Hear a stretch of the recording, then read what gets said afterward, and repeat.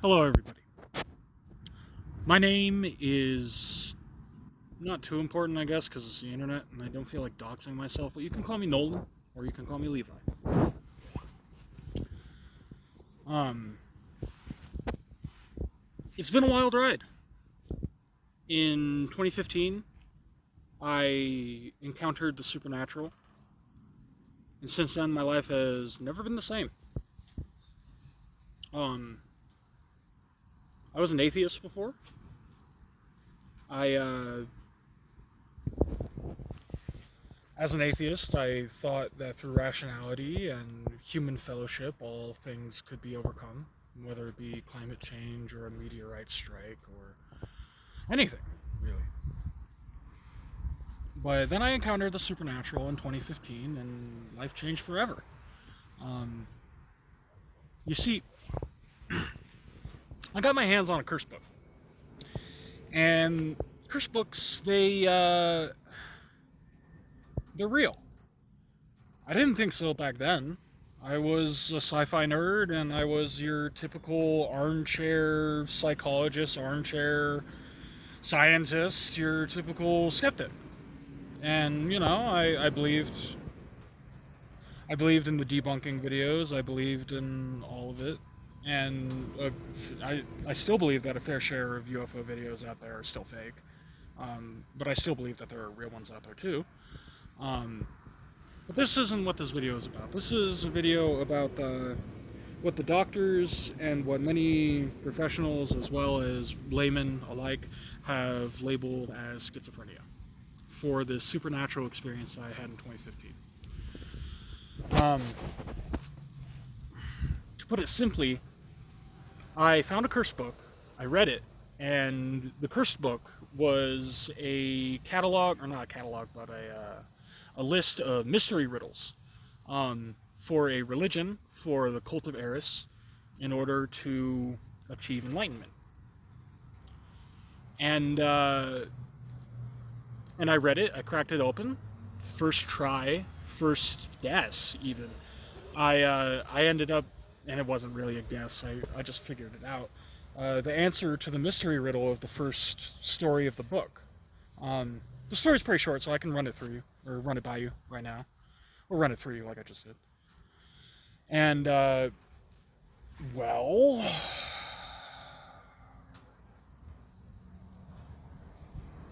the story is simple. There's a monk, and he wants to reach enlightenment.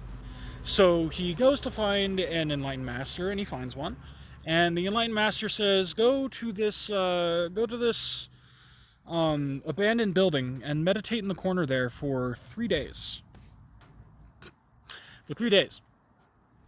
And on the third day, you will have your answer on how to achieve enlightenment." And so the monk, he went to this derelict building, and he sat there in the corner, facing the corner for 3 days and 3 nights. Or no, 2 nights and 3 days or whatever.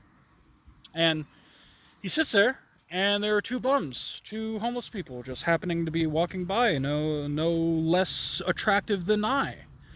And as they're walking by, a septic tank on the third day ruptures above the monk's head, and shit just goes spewing everywhere. Everywhere. And these two bums, they look at this poor man, and they say, "Well, who is that guy?" Says one to the other. And the other one, he responds, "Oh, that man. Some say he is a holy man. Others say he is a shithead." And that's where the story ends. Now, on the surface, a curse book, a magic book, will make something like this story appear normal, just like a simple parable. But it's supposed to be a parable that answers the steps to enlightenment. And the first step that the Cult of Eris teaches you when you decide that you're going to learn about them and join them is that nothing really matters, not even enlightenment. The enlightened will send you on horrible missions that will end up hurting you, or humiliating you, or covering you in stewing grime of septic fluid. And, hi. I saw you. Did you see me? Anyway. Yup, that's the guy. That's what that guy in the future just said. Just for him. He'll get a video later. Anyway, yeah, the first thing that they teach you is that nothing fucking matters. And that nothing is worth achieving, and that all that exists is, in regards to enlightenment, is that once you achieve it, others will not know if you have it, and the enlightened will send you on stupid quests to then humiliate yourself. Now, of course, this isn't what I believe, but I answered the question correctly the first try. I ended up telling my friend who gave me the book. I was just interested in magic. I didn't think anything of this. And he's like, oh, wow. I'll pass that on. I didn't think that was the answer. But you might be right. And so, what does he do? He goes off and does that, and now we get to the supernatural experience. 7 days later. Suddenly my imagination is acting weird.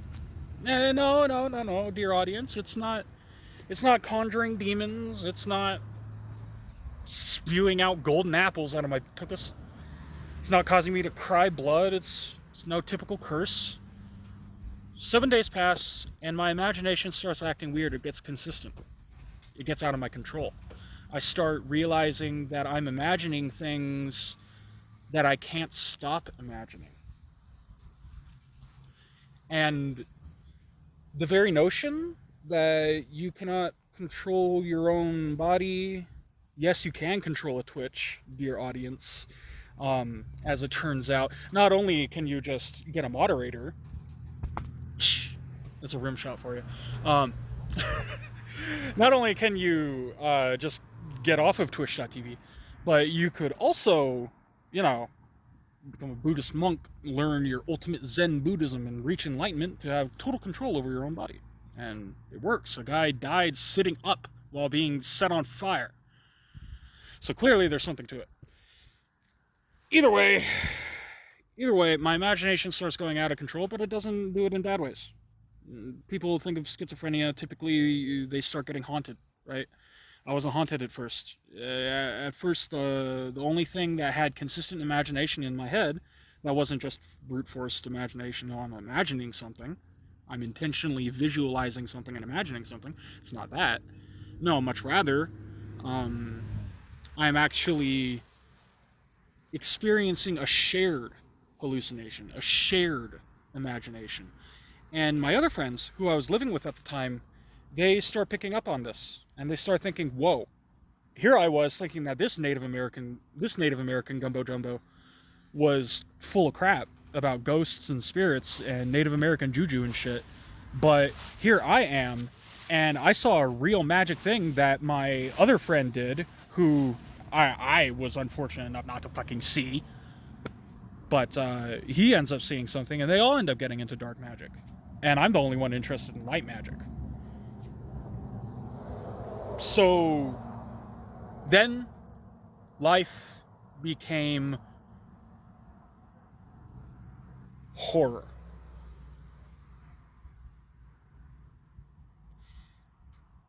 The things that I have witnessed, the things that I have known are real, have put me to tears.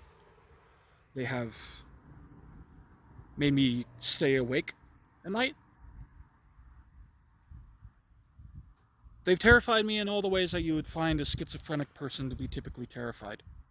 I've cried for many hours, many days, and many years. I got my diagnosis in 2016. I had my supernatural experience in 2015, where I met this shared imagination. I saw a demon. I'll get back to that story. It's been 7 years since it started. Yeah, I'll get back to the story now. I'm doing this all improvised, by the way, in case you couldn't tell.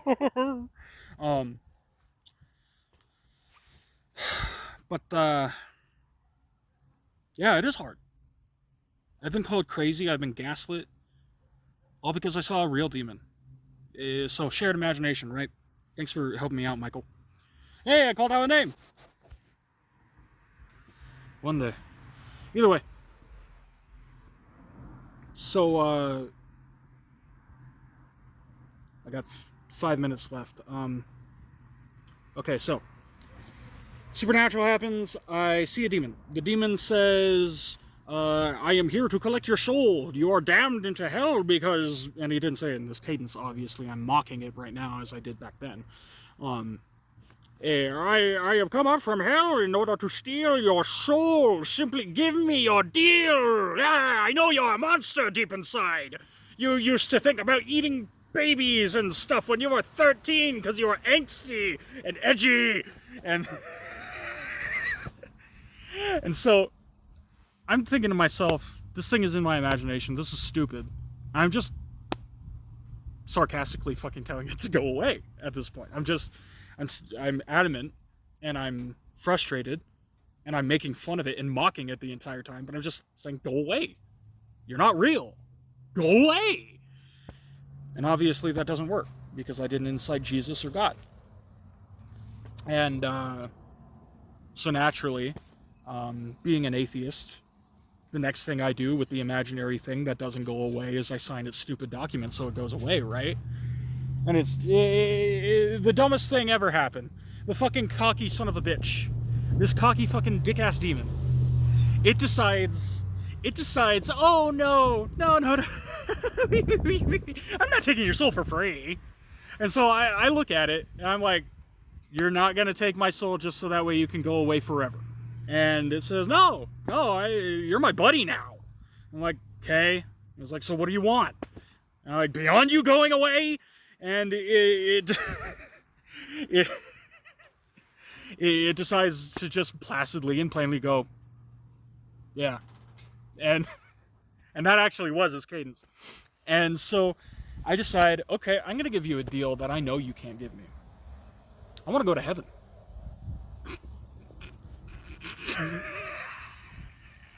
Right? Like, what the fuck's this demon gonna do? Teach me to be a good person? I don't hit people. Well, worst thing I do is smoke the marijuanas, the Mary G. Wainies, the marijuanas, the mota. Yeah, that's the worst thing I do on a moral standpoint. But yeah, I get the spiritual experience. I meet the demon, and I tell it, take me into heaven. I know demons can't do that. Demons aren't from heaven. And I was wrong. Demons, as I read Revelation, I ended up discovering that demons don't actually fall to earth and out of heaven until the one born to rule the world is born. So a demon actually took me into heaven, and let me tell you what it felt like, because the promise of heaven is everything to me now. I may not be rich when I get to heaven, because I know that I have a propensity to defend myself when people sorcery attack me. But it changed my life. And I hate that demon. That demon isn't worth anyone's time. It was Azazel, apparently. Get out of here. And